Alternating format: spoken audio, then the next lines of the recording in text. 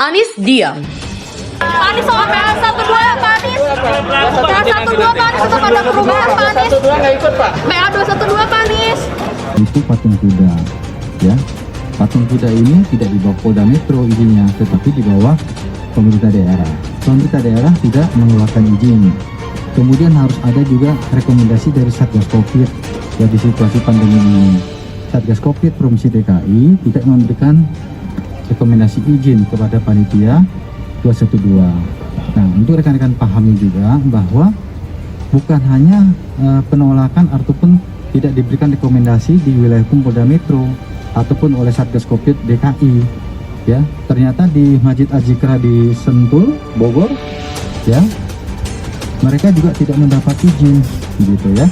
Nah, jadi di Azikra saja tidak mendapat izin, ya. Padahal di sana kan masjid, ya, sebenarnya harusnya kalau ini bisa diterima, tapi ternyata di sana tidak diterima. Nah, di sini lebih awal sudah menyatakan pemberitahuan, ya, statement resmi dari pemerintah daerah dan juga kepolisian bahwa tidak diberikan izin seperti itu, ya. Ya, jadi yang penting rekan-rekan adalah situasi saat ini, ya. Apapun kegiatannya demi untuk mempersatukan warga, demi untuk mengagungkan tentunya kebinekaan kita harus patut dukung, dan masyarakat Jakarta sekarang sudah alhamdulillah bersatu.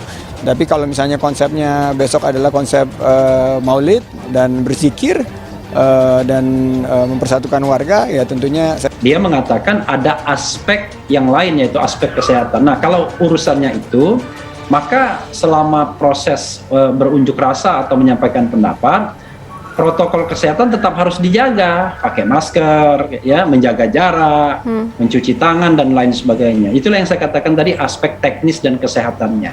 Aspek teknis dan kesehatan ini ya tidak boleh mengalahkan aspek substantif.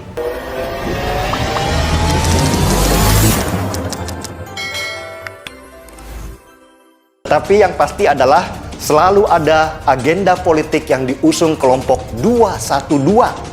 Kalau nggak ada agenda politik, ya mending di rumah saja. Karena agenda politiklah yang menyediakan nasi bungkus untuk dinikmati bersama. Apalagi ini sudah mendekati akhir tahun, ya harus ada bonus Natal dong. Salah satu yang menjadi pertimbangan, pertama, Pak Jokowi kita nilai kurang respek terhadap gerakan 212, kurang mensyukuri nikmat anugerah Allah besar kumpulnya umat Islam di 212. Kemudian kita masih melihat juga penegakan hukum, penegakan keadilan masih belum bisa dilaksanakan dengan baik. Kemudian juga kriminalisasi terhadap para ulama sampai sekarang juga belum ada penyelesaian. Jadi untuk apa lagi harus ikut-ikut reuni nggak berguna? Mending melototin anggaran yang nilainya mencapai 131 triliun rupiah itu. Tapi ada seseorang yang masih butuh kelompok 212. Siapa lagi kalau bukan Anies Baswedan, Gubernur DKI Jakarta. Unjuk rasa atau apapun lah istilahnya, nuwun sewu ya, itu ya hak azazi ya, di negara ini ya Bang Ardi. Itu kebebasan berpendapat yang dilindungi oleh undang-undang.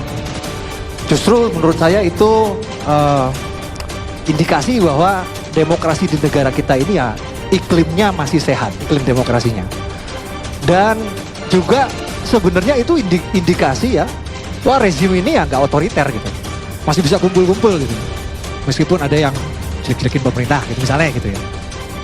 Nah tapi ini yang bikin saya kecewa, ini yang saya sesalkan ini Bang Karni. Acara yang harusnya tanda kutip sakral ini dibajak, ditunggangi oleh ormas terlarang. Ormas terlarang yang saya maksud ini adalah Hizbut Tahrir Indonesia. Ormas yang sudah dibubarkan oleh pemerintah lewat Perpu nomor 2 kemarin.